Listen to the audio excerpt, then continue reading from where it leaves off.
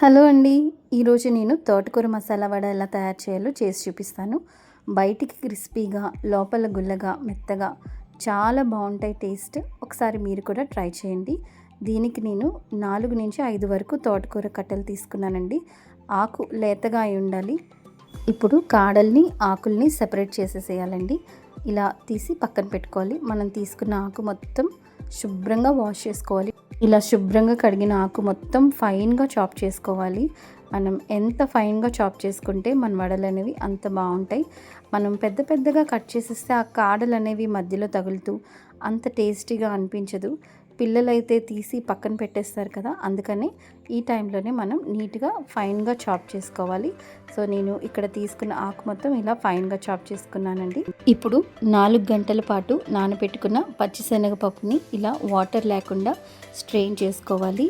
So ఇది minimum 4 hours అయినా నానాలండి, అప్పుడే మెత్తగా వస్తాయి. మిక్సీ జార్లోకి ముందుగా నానబెట్టుకున్న శనగపప్పుని తీసుకోవాలి. దీంట్లో ఎక్కడ వాటర్ లేకుండా చూసుకోవాలండి. దీనిలోకి 1 స్పూన్ జీలకర్ర వేసుకోవాలి.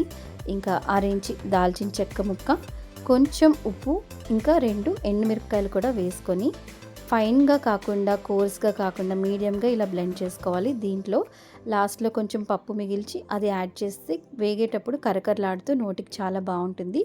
దీంట్లోనే 1 స్పూన్ కారం వేసుకున్నాను. కూర కారం మనం ఇందాక ఎండుమిర్చి యాడ్ చేసాం కదా, ఆ కారం అయితే దీనికి సరిపోదండి. మళ్ళీ అందుకే కూర కారం యాడ్ చేస్తున్నాను. ఇందులోనే 2 టేబుల్ స్పూన్స్ శనగపిండి కూడా వేసుకోవాలి. అప్పుడు మొత్తం కలిసేలా కలుపుకోవాలి. శనగపిండి వేయడం వల్ల మనకి వడ బైండింగ్ అనేది చాలా బాగా వస్తుంది. ఎక్కడైనా మనం లూజ్ కన్సిస్టెన్సీ ఉన్నా కూడా ఈ శనగపిండి వేయడం వల్ల మనకి అడ్జస్ట్ అయిపోతుంది.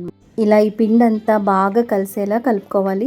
ముందుగా కట్ చేసి పెట్టుకున్న తోటకూర మొత్తం ఇందులో పైనుంచి కింద వరకు ఒకసారి అలా మిక్స్ చేసుకుంటూ పిండి మొత్తం ఆకులో కలిసేలా కలుపుకోవాలి.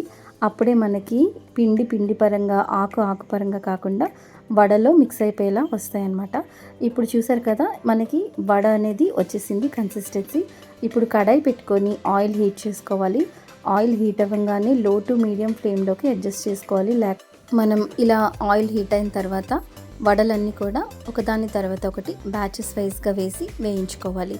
మనకి కలర్ ద్వారానే తెలుస్తుంది. చూసారు కదా, మనం ఇలా లో టు మీడియం ఫ్లేమ్లో పెట్టుకోవటం వల్ల మనకి మంచి కలర్ అయితే వస్తుంది. లేకపోతే పైకి అయితే కలర్ వచ్చేస్తుంది కానీ లోపల మాత్రం అస్సలు కుక్ అవ్వదండి. ఇంకా కనుక మనం అలా వదిలేస్తే మాడిపోయే అవకాశం కూడా ఉంటుంది. చూసారు కదా, మనకి చక్కగా గోల్డెన్ కలర్లో ఇవన్నీ కుక్ అయిపోయి. సో మీరు కూడా ఒకసారి ఈ వడలు ట్రై చేసి ఎలా వచ్చాయి అనేది నాకు తప్పకుండా కామెంట్ చేయండి. మీకు ఈ వీడియో నచ్చితే ఒక లైక్ చేయండి, నా ఛానల్ని సబ్స్క్రైబ్ చేసుకోండి, పక్కనే ఉన్న బెల్ ఐకాన్ని హిట్ చేయండి. Thank you so much for watching this video. Bye.